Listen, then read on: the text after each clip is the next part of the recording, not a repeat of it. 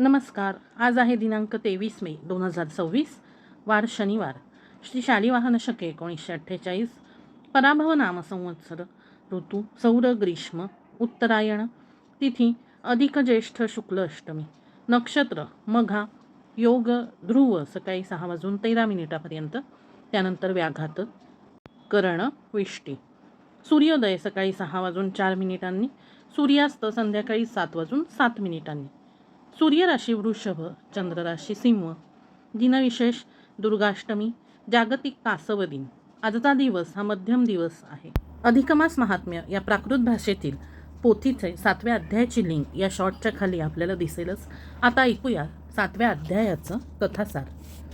वाल्मिकी ऋषी पुढे म्हणाले, विष्णू प्रसन्न झाल्यावर सुदैवाने त्याची स्तुती केली. विष्णू म्हणाले, तुझ्या तपाने मी प्रसन्न झालो. तुला काय वर हवा तो माग. सुदैव म्हणाले, मला पुत्र नाही, तो द्यावा एवढेच माझे मागणे आहे. विष्णू म्हणाले, तुझ्या भाग्यामध्ये 7 जन्मांपर्यंत पुत्रलाभ नाही. तू दुसरे काहीतरी माग. माझा उपाय चालत नाही. ते कठोर वचन ऐकून सुदैव मूर्छित पडला. त्याला सावध करून त्याच्या पत्नीने म्हटले, व्यर्थ कष्टी का होता? आपल्या भाग्यात असेल तेच भोगावे. हरीला सांगून काय उपयोग? दैव अनुकूल नाही असे आपण समजावे आणि देवाची भक्ती करीत आयुष्य घालवावे. गरुडाला मात्र वाईट वाटले. काही करून सुदैवाला पुत्र द्यावा, नाहीतर तुमची भक्ती कोणी करणार नाही. तुलाच सर्व सामर्थ्य आहे असे त्याने विष्णूला म्हटले. ते ऐकून विष्णू त्याला म्हटले, तू सुदैवाला तुझ्या अधिकारात पुत्र देऊ शकतोस. तेव्हा गरुडाने त्या दोघांना पुत्रप्राप्तीचा वर दिला व विष्णूला पाठीवर घेऊन तो वैकुंठाला गेला. सुदैव ब्राह्मण पत्नीसह आपल्या घरी राहू लागला. काही काळाने त्याला एक पुत्र प्राप्त झाला. तो सर्व शुभ लक्षणांनी युक्त असा हुशार मुलगा होता. शुकदेव असे त्याचे नाव ठेवले. 8 वर्षातच त्याने अनेक विद्या प्राप्त केल्या. काही दिवसांनी देवलमुनी सुदैव ब्राह्मणाच्या घरी आले.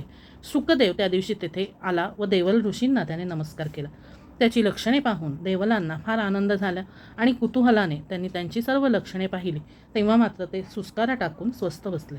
त्यांची मुद्रा पाहून सुदैव चिंतित पडला. तेव्हा देवलांनी म्हटले, हे विप्रा, आधी बाळाचे आयुष्य पाहावे, मग बाळाची लक्षणे सांगावी. या मुलाला 12व्या वर्षी पाण्यात बुडून मरण आहे. ते अटळ आहे. सुदैवाला वाईट वाटले. देवलमुनी त्यांचे सांत्वन करू लागले. सुदैवाला मूर्छा आली. गौतमी त्याची पत्नी मोठी धीराची होती.